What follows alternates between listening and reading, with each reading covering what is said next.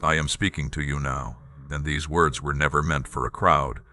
They were meant to reach one soul, the soul standing exactly where you are standing in this very hour. There is a difference between simply finding something and having something placed into your hands, and I need you to sit with that difference before I say anything else. Finding can feel accidental. You come across something, you notice it for a moment, and by the end of the day it has slipped away from you like rain running down glass. But being handed something carries a different weight.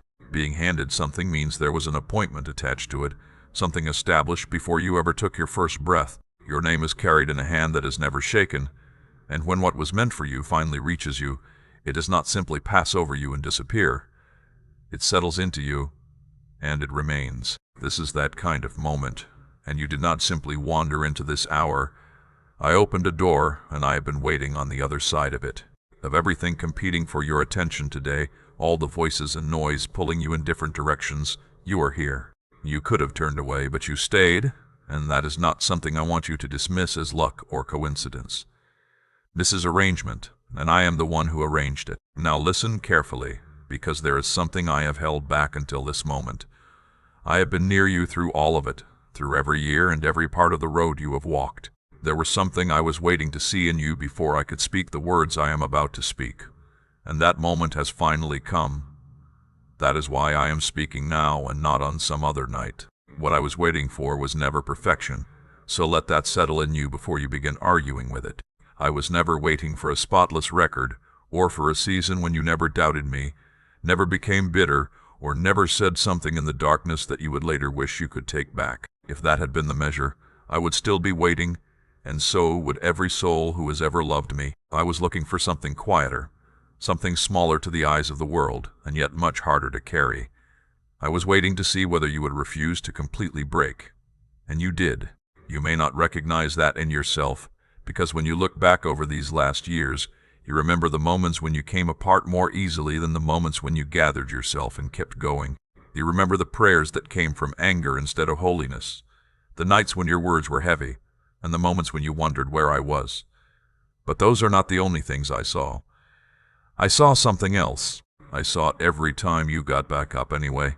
I saw the nights when no one could understand what was happening inside you, and you chose not to explain because explaining the pain would have required more strength than simply making it through the night.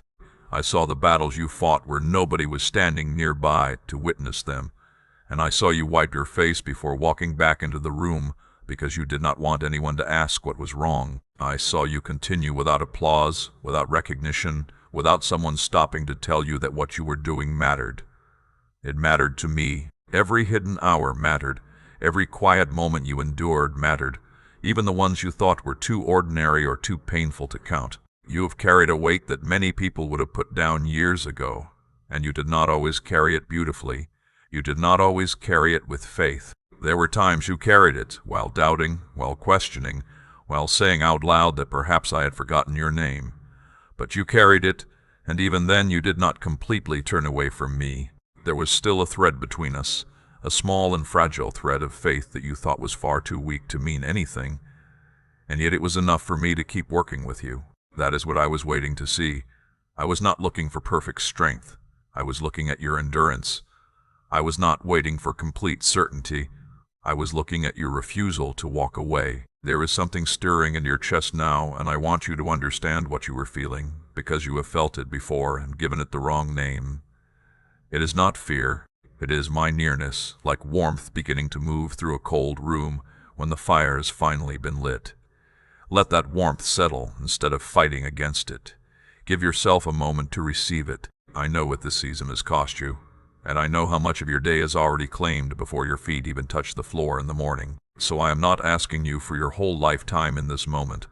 I am asking for your attention, fully given for as long as my voice continues to speak. Some of you came to these words because something inside you tightened before you could explain why. You sensed a warning in the atmosphere before I had spoken even one sentence, and somewhere inside you there was a feeling that if you turned away now, something you would not easily recover might be lost. I am not going to soften that feeling simply to make you comfortable.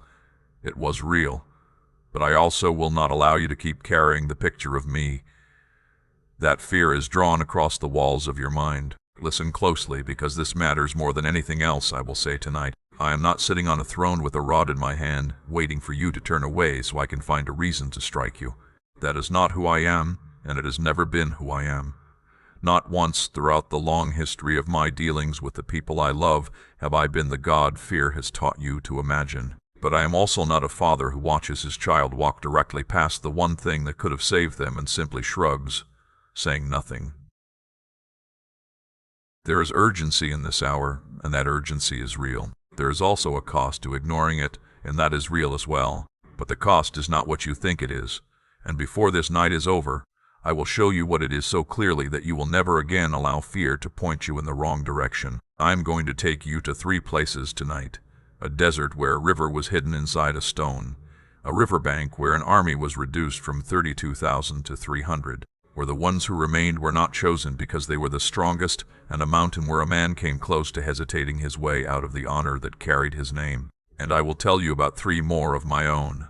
A woman whose 12 years of suffering ended in a single heartbeat on a crowded street. A man who remained forgotten in a cell for 2 full years after the door had opened for someone else. And a boy who had been anointed king and then spent his best years hiding in caves, writing prayers in the middle of a story whose ending he could not yet see. By the time I have finished, you will recognize which of those 3 places resembles where you are standing, and you will know what you must do about it. There is one more thing I am holding back for now. If I gave it to you too soon, it would simply sound like another sentence, another collection of words passing through your ears. It needs to reach you as truth, and truth needs prepared ground before it can take root. So stay here with me and do not let your attention drift. My beloved, this is not an ordinary night, and you did not arrive here by accident. Let me take you into the desert first. Speak your amen out loud if you believe I am close enough to hear you exactly where you are standing. There was a people I loved with everything in me, a people I had brought out of 400 years of bondage with my own hand. I had opened a sea before them so they could cross over on dry ground, while the thing pursuing them was swallowed up behind them. I had given them bread from the sky each morning, fresh and free and completely undeserved, and still they reached a dry place called Rephidim, where their throats cracked with thirst. The little ones grew quiet, and the people turned against the man I had sent to lead them. They asked him, "Why did you bring us out here to die?" This is the story recorded in Exodus chapter 17, the account of water coming from the rock. But I do not want you to hear it merely as a story you already know. I want you to step inside it for a moment and see the place where they were standing. Picture the earth split and hardened like old skin. Feel the heat lifting from the sand in waves, and picture a mother holding a small child whose lips have gone pale, whose crying has finally stopped because a child who is too thirsty to cry creates a silence no parent ever forgets. That was the place where they stood when I spoke to Moses. I told him to take the staff, the same staff he had used when the sea was parted, and walk ahead of the people. I told him that I would stand before him on the rock at Horeb, and that he was to strike it so water would come out, and the people could drink. Do you understand what I was showing them? The provision had not been as far away as they thought. It had been inside the stone all along, sealed away and waiting. But someone had to walk toward it instead of turning away. It required obedience in the middle of their complaining. It required Moses to keep moving while the entire camp was ready to turn against him. It required one man to approach a dry rock and to everyone watching look foolish for doing it. And when he struck that stone, the water came. Not a little stream, not a few drops, but a river, flowing through the desert before 1,000,000 exhausted, doubting, thirsty people. Now here is the part almost nobody tells you. Some of them never made it to the water, and it was not because I held it back from them, or because there was not enough to go around. There was more than enough. But some sat inside their tents that morning and said, "I am too tired to walk toward where the miracle is happening. I have been disappointed before, so I will stay here and see whether this is really true." And the river was only a few hundred steps away from where they were sitting. They died thirsty while their own answer was flowing nearby. My child, do you see the cost now? It was never my hand raised against my people. It was a tent flap left closed while a river ran past it. They had become so exhausted by waiting that when the waiting finally ended, they could barely bring themselves to stand and go see for themselves. That is what the warning in this hour has always meant. I am not threatening you. I am pleading with you. There is water breaking through in your life right now. in this very hour, and I am not willing to let you remain inside your tent while it runs past your door. I know what some of you are thinking as you hear this. You are thinking this is an ancient story about people walking through a desert, and you are wondering what it has to do with the letter sitting on your table, the answer you've been waiting for, the work you lost, or the empty side of your bed. Stay with me, because in a few minutes I am going to tell you about a woman who bled for 12 years and spent every coin she had on people who could not make her well. What happened to her in a single heartbeat in the middle of a crowded street will show you that the water from this rock reaches closer to your own life than you may realize.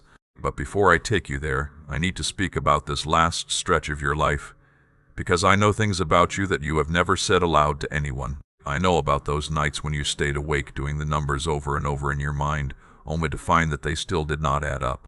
I know about the prayer you whispered so quietly that afterward you almost wondered whether you had truly said it. I know the one I mean, the prayer that was hardly more than, "If you are really there, please just show me that you have not forgotten me." I heard every word of it. I heard every syllable. I was not far away in some distant heaven, passing over your life because something else seemed more important. I was there in that room with you.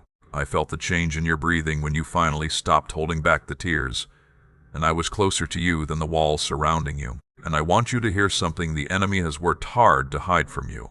Your waiting was not punishment. Your waiting was positioning. There is a difference between a season in which I withhold something because of anger and a season in which I am preparing something with such precision, fitting it so carefully to the shape of your life that it could not arrive a moment before its proper time. You have been living in the second kind of season, not the first. You have been there for so long that you started believing it was the first, and that belief has wounded you more deeply than the waiting itself ever did. So let me make this plain, because I do not want you to leave this hour carrying that confusion with you. My silence was not evidence that I was displeased with you. My silence was like the quiet of a builder waiting while the foundation becomes ready.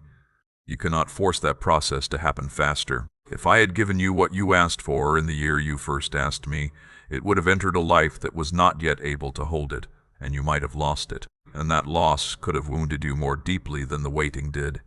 I love you too much to place something in your hands only for you to have to mourn its loss twice. So the delays were not rejection, and the closed doors were not a judgment on your worth. Those years that looked empty or wasted were years when I was quietly shaping you into someone able to carry what is coming without being crushed beneath its weight. Lately you have sensed something changing. There has been a difference in the atmosphere of your own life, something you could feel without being able to explain it, and you have wondered whether you were simply imagining it. You were not imagining it. That was the ground beginning to shift. Whisper your amen if you believe I am already moving on your behalf tonight. Before I take you any farther, there is something I want to put before you, and I want you to receive the spirit of it before you hear the words themselves. Nothing I have spoken over you tonight carries a price tag. Nothing. My blessing has never been something that could be purchased, and it never will be. You could give nothing at all and still leave this hour carrying every word I have spoken, whole and undiminished. But there is a reason I have always asked my people to bring an offering, and it was never because I needed what they had in their hands. I own the cattle on 1,000 hills. I do not need anything you can give me. I ask because of what takes place inside a person when an invisible belief becomes a visible act. Faith that remains only in the mind stays small, but faith that reaches your hands begins to move through your life. So if you feel a quiet prompting rising inside you now, a small insistence that you know you did not create for yourself, that prompting is from me. Do not reason it away because you are afraid, and do not act from guilt. Obey because obedience to those small promptings has opened doors for my people since long before you were born. My child, I want you to hear me today.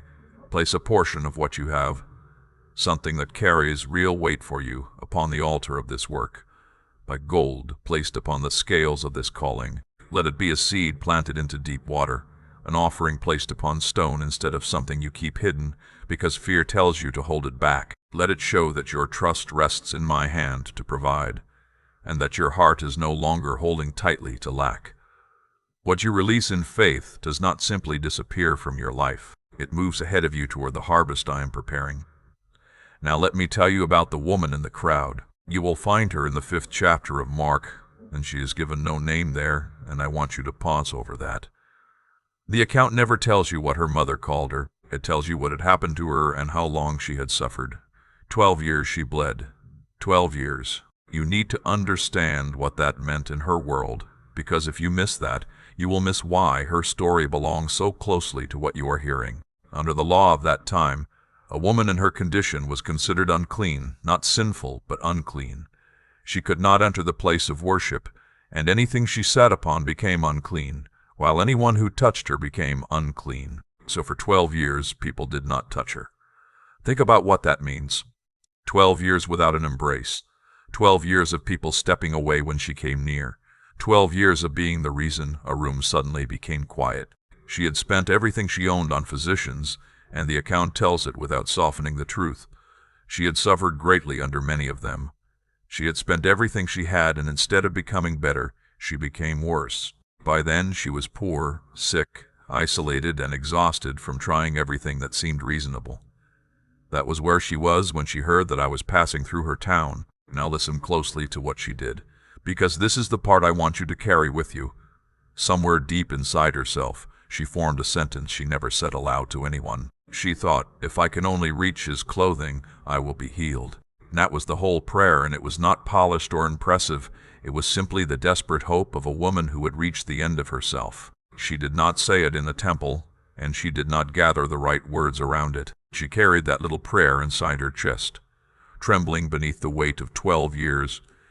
And by every rule of the world she lived in, it sounded foolish because she should not have been in that crowd at all. Think about what she risked as she moved through those people, because every person she touched would have been considered unclean because of her. If anyone recognized her, they could have forced her back into the street, but she kept moving anyway. She lowered herself and pressed through that wall of bodies until she could reach the edge of my son's cloak. Then her hand found it, and immediately the bleeding stopped. 12 years ended in a single moment, right there in the middle of an ordinary afternoon that nobody had marked as sacred or important. There was no long process, no gradual improvement to keep her waiting, just one heartbeat in a crowded street, and the suffering that had followed her for 12 years was suddenly different. She felt it in her own body before anyone could explain what had happened. Yet my son stopped and turned within that crowd, asking, "Who touched my clothes?" The people around him could hardly understand the question, because bodies were pressing against him from every direction, and everyone seemed to be touching him. But he knew there was a difference between being surrounded by a crowd and being reached by one desperate hand. And my child, there has always been a difference between the two.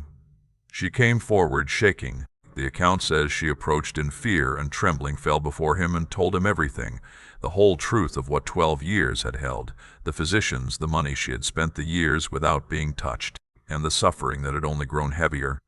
She stood there in public and opened the entire story while her body trembled, and he did not shame her for reaching for healing before asking permission. He did not send her away for breaking the rules. He called her daughter. Stay with that word for a moment. She came looking for healing, and she could have slipped back into the crowd, carrying that healing without anyone knowing her name. But my son stopped everything so she would not leave with only her body restored, while her identity remained buried beneath 12 years of suffering. He wanted her to receive both the miracle and the meeting. "Daughter," he said, "your faith has made you well. Go in peace and be released from your suffering." 12 years of decline, and then one moment of restoration. My child, look at this more closely than anything else. She did not bring a perfect prayer. She brought a desperate one, spoken silently inside herself while she was frightened, while she was breaking the rule that kept her away, while every other answer she had tried had failed her. If your hands are trembling right now, that is not disqualification. That trembling hand is the same kind of hand that reached for the hem. Now I want to bring you to the second place I told you about, a riverbank in the 7th chapter of Judges. My people were being crushed in a very literal way, with armies filling their valleys in numbers the ancient account compares to swarms of locusts, consuming what my people had grown and leaving behind dust and fear. And where was the man I had chosen to deliver them? He was hiding, threshing wheat down inside a wine press where he hoped no one would see him. Gideon was afraid, and he was hiding, and that is precisely where I found him. I called him a mighty warrior before he had accomplished a single mighty thing, and I want you to hold on to that because it reveals something important about how I see. I did not address him only by what was visible in that moment. I spoke to what I already knew about him. The name I gave him reached beyond his present condition and pointed toward what lay ahead. Gideon gathered an army, and 32,000 men stood ready. Then I told him, "You have too many." He must have wondered whether he had heard me correctly, because the enemy filled the valley and somehow 32,000 was still too many. But I said it again, if they won with that many, they would walk away believing they had accomplished it themselves, and before long they would forget that I had been the one who delivered them. So I told him to send home everyone who was afraid. 22,000 men turned around and went back to their homes, leaving 10,000 behind. Then I said, "Still too many." I brought them down to the water and told Gideon to watch the way they drank, because most of them knelt directly into the water and lowered their faces to it, without watching what was happening around them. Their attention disappeared beneath the surface, and they saw nothing beyond the water in front of them. A smaller number drank differently. 300 gathered the water in their hands and brought it to their mouths while remaining upright, their eyes still looking toward the horizon, and their bodies ready to move if something appeared over the ridge. And I told Gideon, "With these 300 I will save you." 300 stood against an enemy the account describes as too numerous to count, and the victory came through what I had chosen to use, rather than through the size of their army. Do you see what I was looking at, my child? I was not simply searching for the strongest or the loudest or the most confident. I was looking at those who remained awake even during something as ordinary as drinking water. There were 3 groups at that riverbank. 22,000 who went home because fear became louder than faith. 9,700 who stayed but had become too weary to remain alert, and 300 who kept their eyes lifted. All of them were tired. Do not miss that part.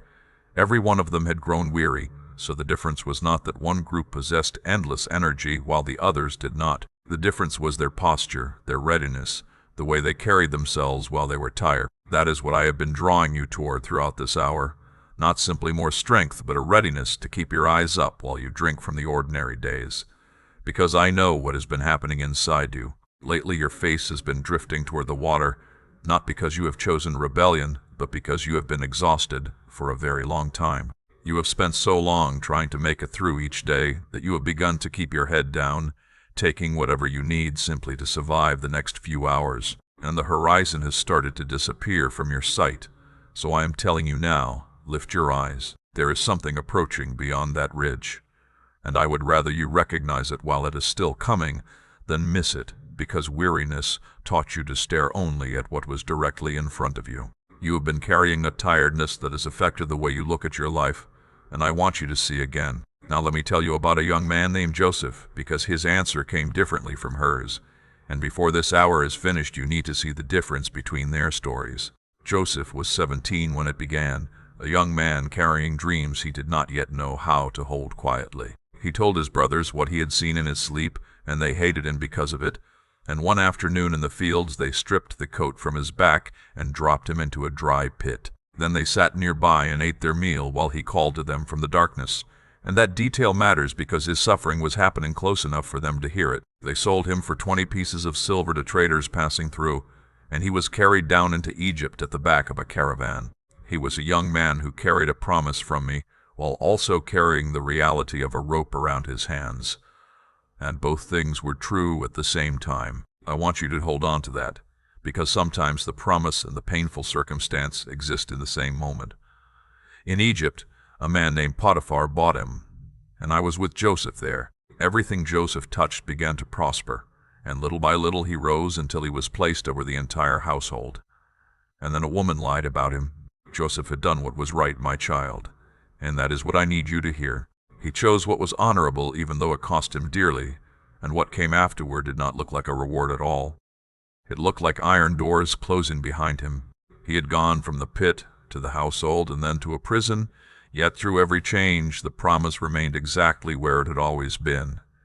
I never took that promise back. I never changed what I had spoken over his life, even though Joseph could not see any evidence of it from where he stood. In that prison he met a man who had once served in Pharaoh's court, a cupbearer who had fallen out of favor, and one night that man had a troubling dream. Joseph told him what it meant, saying, "In 3 days you will be restored to your position and place the cup back into Pharaoh's hand."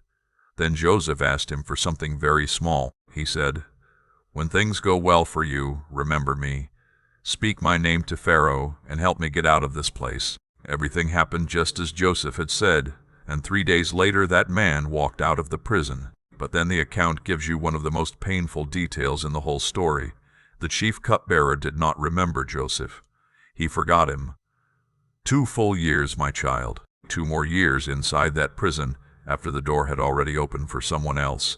2 years of hearing footsteps coming down the corridor and wondering whether this might finally be the moment, only to discover that it was not. 2 years of being forgotten by the one person who had the opportunity to speak his name in exactly the right room. Then one morning Pharaoh woke troubled by a dream that no one in Egypt could explain, and at last the cupbearer remembered. He said, "Today I remember what I did wrong. There is a young man in the prison." They brought Joseph out of that cell, prepared him to stand before the king, changed his clothes, and before the sun had gone down he had been placed second over all of Egypt. One morning, after 13 years, everything changed. And I want you to understand the shape of that story because the shape carries its own lesson. 13 years could look like nothing was moving, and then a single day arrived that changed everything so completely that the years behind it seemed to be answered within an hour. Joseph did not wake up that morning knowing it was the morning. He opened his eyes in the same prison where he had awakened for so many mornings before, and he had no way of knowing that this particular day would be different. My child, notice how different these 2 stories are, because I place them before you for a reason. The woman in the crowd received her answer suddenly, 12 years of suffering followed by 1 heartbeat, while Joseph received his answer through years of pits, houses, prisons, and even 2 more years after someone who could help him had forgotten his name. Their roads looked nothing alike, yet both received. And this is what I most need you to understand tonight. Some of you are waiting for the kind of answer the woman received, something sudden and immediate, something so clear that you could hardly question what had happened. When your answer does not arrive that way, you begin to wonder whether I have forgotten you.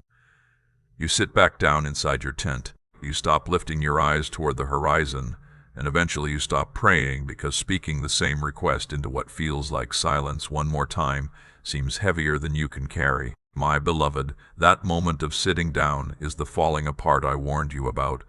Not a punishment coming from my hand, but the collapse that can happen when discouragement finally convinces you to surrender. It can happen in the 12th year. It can happen in the 2nd year of being forgotten. It can happen on the morning before the cupbearer finally remembers. That is where the weight of this warning rests. The danger is not some bolt of fire falling from heaven. It is the quiet tragedy of turning away from the water just before it begins to flow. I am not telling you this to frighten you. I am telling you because I do not want you to become one of those who went home too soon. Now let me take you to the 3rd place I promised you.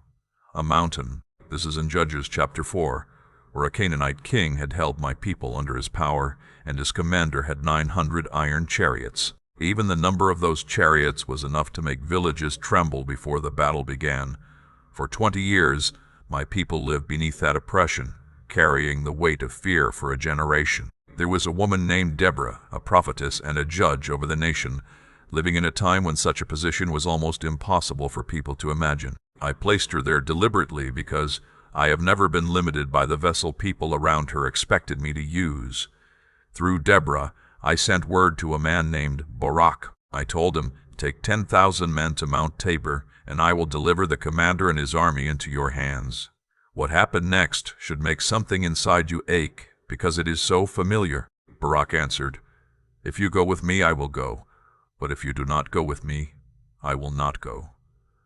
Think about what happened there. Barak had received the promise directly from me, carried to him through a prophetess who had faithfully spoken what I gave her to speak, and still he could not move without another human being beside him. Fear had wrapped itself so tightly around him that even a word from heaven did not give him enough courage to take the step alone. Deborah agreed to go with him, but she told him that because of the way he had chosen to proceed, the honor would not belong to him. The victory would be handed to a woman. Do you see how close he stood to the very breakthrough he had been waiting for through 20 years of oppression? Hesitation nearly cost him the particular honor that could have carried his name. He still won. Hear that clearly, my child. He still watched the enemy fall, and he still returned to a people who had been set free, but the specific honor that might have belonged to him went instead to a woman named Jael in a tent, with a peg in her hand. That is the third layer of what I have been showing you tonight, and I want you to receive it before we move any further. The falling apart does not always look like total loss. Sometimes it is quieter than that, and in some ways it can be sadder. Sometimes you still win, you still survive, and you still reach the thing you prayed for, while a particular piece of what could have been yours passes quietly into someone else's hands because hesitation delayed your yes. I do not want that for you. I have never wanted that for you, and that is why the urgency in this hour has been spoken the way it has. I am not trying to frighten you into obedience. I am calling your attention to what hesitation can cost before you discover that cost too late. I know the yes you have been delaying, and you know it too. It has been sitting inside you for weeks. Each day you leave it unanswered, it becomes a little heavier, while at the same time becoming easier to postpone, because tomorrow always gives you another reason to wait. It may not even be a large thing, and that is exactly why it has been so easy to keep putting it off. Yet it is the hinge on which everything else turns, and I am asking you to move it. You have seen this 3 times now. You saw it in the desert where the water flowed while some remained behind their tent doors. You saw it at the riverbank where the ones I used were not the strongest, but the ones who kept their eyes lifted. And you saw it on the mountain where one man's hesitation allowed a particular honor to pass to someone else. 3 places, 3 different centuries, and beneath each story, the same warning remains. It is not fire falling from the sky. It is the quiet ache of almost. And I am not willing to let you remain there for one more day. Declare your amen if you are finished living in almost. Now I need to bring you to a shepherd boy, and I want you to watch his story more carefully than the others. There is something in what happened to him that I believe many of you need to hear tonight. His own father did not even think to bring him in from the field when the prophet Samuel arrived in Bethlehem carrying a horn of oil, because I had sent Samuel there to anoint the next king of Israel. Jesse gathered his sons together, 7 of them standing before Samuel, tall and strong, each one looking more like the kind of man people would expect to see wearing a crown. Samuel looked at them, but I said no to every one of them. Finally Samuel asked Jesse, "Are these all your sons?" And Jesse answered, "There is still the youngest, but he is out with the sheep." Out with the sheep. That was where David had been placed, outside the room, outside the moment, almost outside the count. They sent for him, and when he arrived I told Samuel, "Get up and anoint him, because this is the one." The oil flowed down that boy's head, while his brothers stood there, brothers who had not even thought he needed to be called inside. Now sit with what happened next. After the oil was poured over him, David went right back to the sheep. He had been anointed king, and then he returned to the same field and the same work he had been doing that morning. The crown existed, the promise had been spoken and witnessed, and yet nothing about his ordinary day looked different. That distance, my child, is where many of you are living right now. Years passed, and David faced the giant in the valley until the whole nation knew his name, and later he served inside the king's own house. Then the king turned against him, and David spent some of the most important years of his life running, hiding in the wilderness of Ziph, in the strongholds of En-Gedi, and finally in the cave at Adullam. The account says that people in distress, people in debt, and people carrying bitterness in their souls came down to him there. And there in that cave, the anointed king of Israel became the leader of 400 wounded and broken men, while another man still sat on the throne. Twice David had the man who wanted him dead within reach, and twice he refused to take the promise into his own hands by force. Do you know what he did during those years? He wrote, he sat near the mouth of a cave with dirt beneath his hands and gave words to prayers that people would still pray generations later. He wrote, "Wait for the Lord, be strong and take heart, and wait for the Lord." And he wrote those words while he was still waiting, not after the throne had finally come into view. That matters, because those words came from the middle of the story. They were not written by someone looking backward after everything had been resolved, but by a man who still had no ending in sight. The promise was already true, yet from the place where he stood, it remained almost completely invisible. That is why those words carry the weight they carry, and listen to what they actually say. They do not tell you to wait while pretending that nothing hurts. They tell you to be strong and take heart while you wait. There is room in that for you to still be in the middle of something, for the story to remain unfinished, for you to wake up without knowing how the next chapter will come. My child, hear this directly from me. If the answer has not come yet, if you have prayed for weeks, months, or even years, and still find yourself standing inside a storm with no shoreline in sight, you have not failed. You have not been forgotten, and you have not somehow slipped through a crack in heaven while everyone else found their way through. You are standing where David stood, carrying a promise you cannot yet see fulfilled. You are anointed and still uncrowned. You are being carried even in the moments when being carried feels nothing like comfort. And I want you to recognize something David eventually had to learn in that cave. Some of what you have been carrying belongs to an earlier part of your life, and you have already grown beyond some of it. Holding it now is only making the journey heavier than it needs to be. You may have noticed people changing around you lately. Some have moved closer, while others have quietly created distance. And I know that has hurt you because you have wondered what you did wrong. You did not do something wrong simply because someone is no longer walking beside you in the same way. That movement is not necessarily loss. It is realignment.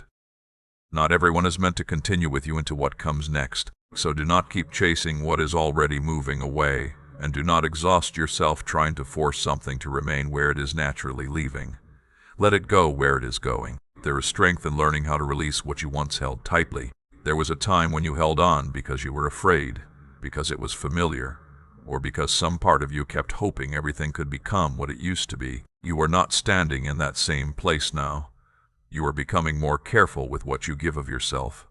And I want you to understand that this change in you has not gone unnoticed. For years you poured yourself out trying to keep the peace and make sure no one around you was disappointed. Now you are beginning to understand that what you carry has value and was never meant to be emptied without purpose. You are learning to say no without spending the rest of the day carrying guilt in your stomach. And you are learning that stepping back does not automatically make you unkind. That is not coldness. It is wisdom, and that wisdom will help guard your peace as you continue forward. There is a quiet confidence taking root in you now, and it does not need to announce itself or search for approval. It comes from knowing what you have lived through and recognizing that you remain standing even when everything around you gave you reasons to collapse. And there is one more thing the cave taught David, and it may have taken him longer to learn than anything else. You are learning how to receive. You have spent so much of your life giving, striving, proving yourself, and carrying burdens so other people would not have to carry them. The receiving has often felt unfamiliar. At times, receiving felt like weakness to you. At other times, it felt like owing someone something in return, but it is neither of those things. It is the other side of the relationship I created you to experience. And until you can receive with an open hand, you will always be trying to carry only half of what I am offering you. So receive what I am giving you tonight. Do not make yourself earn it first, and do not sit there measuring whether you deserve it enough to take it. Take it. That is what a father desires. Not a child who must work off the cost of the meal before sitting down, but a child who can sit at the table, eat, feel the warmth around them, and never once have to calculate what it cost me to prepare the place. Now I am going to tell you what I have been holding back since the beginning. I told you in my first words that there was something I had been waiting to see from you, and I told you that it had finally happened. So you have been carrying that question with you, wondering what it was, and perhaps even fearing that it was something you could lose again. Here is the answer. I was never waiting to decide whether I would answer you. What you have been asking me for was settled long ago, settled before your worst year ever began, before the letter arrived, before the door closed, before the person walked away, and before the results came back. I was not standing over the decision trying to determine whether you deserved what you had asked for. I was waiting to see whether you would still be standing when the answer arrived. That was the question. Not whether you could prove yourself worthy of it, but whether the answer would find you still here, or whether the years of waiting would have convinced you to leave. And tonight I can tell you that it will find you standing, because you are still here, because you kept going, and because even when every part of you seemed to be telling you to lie down and stop, some small and stubborn thread within you kept bringing you back to your feet. The waiting was never a judgment on your worth, my child. It was the distance between a decision I had already made and the soul I was determined to keep with me along the way. So hear me clearly. The part where you were being tested is over. You do not need to spend another day trying to earn your place with me, and you do not need to prove anything else to me. Whatever you were trying so hard to demonstrate, I saw it, I received it, and it was enough. What comes next is not another season of proving yourself. It is arrival. It may still unfold slowly, and it may look different from the picture you carried in your mind, but you are closer to it now than you have ever been. Let me bring you back to the place where I began speaking to you, to that tightening in your chest, and that warning you sensed before you had words for it, because I told you that by the time we reached this moment, you would understand what it meant. Here it is now, whole and clear. The falling apart was never a threat coming from my hand. It was the river flowing past those who remained inside their tents. It was the victory being entrusted to 300 instead of 10,000 because so many had lowered their faces toward the water. It was the honor slipping from Barak's hands because his yes came too late. And it was every soul who came close to giving up in Joseph's 13th year. One morning before the cupbearer finally remembered. It was every person who nearly stopped saying, "Be strong and take heart." One prayer before the waiting finally opened into daylight. I was never telling you that I would strike. I was pleading with you because I needed you to understand the danger of surrendering to discouragement. And I needed the urgency to be strong enough to make you stop and listen. Do not become the one who stays inside the tent while the river is flowing only a few hundred steps away. You did not turn away. You are still here, and that tells me more than you realize about the person you have chosen to be in this moment. The woman's 12 years ended in a single heartbeat. Joseph's 13 years changed in one morning, and the king, who was still uncrowned in the cave, held himself together one line and one psalm at a time. All three stories belong to the same family of promises, and tonight you have been brought into that family not because you were strong enough to carry everything perfectly, but because you stayed. Now I have one final thing to ask of you, and I need you to understand how much it matters. Take this with you when you leave this moment. Do not let what you have heard remain inside this hour and slowly grow cold. Take the 300 with you into your own valley, and carry Deborah's steadiness and Barak's second chance into the hesitation that has already cost you more than you wanted to admit. Take that desperate hand reaching through the crowd for the edge of a garment, and bring that image with you into your kitchen tomorrow morning, into the first ordinary thing your hands touch. Carry it into the conversation you have been avoiding. Carry it into the waiting room, into the empty side of the bed, into the dark hour before dawn, into the office where the news may be waiting, and into the box where the letter still has not arrived. And carry it to one other person, because there is a face coming to your mind right now, and somewhere back at that riverbank you already knew who it was. Someone who is exhausted. Someone who has drifted away from me and does not know how to find the road back. Someone sitting inside a tent while a river runs just beyond the door. Speak to that person not because you are earning anything from me, but because in reaching for them you may become part of their 300. The reason they finally stand up and walk toward water they never knew was so close.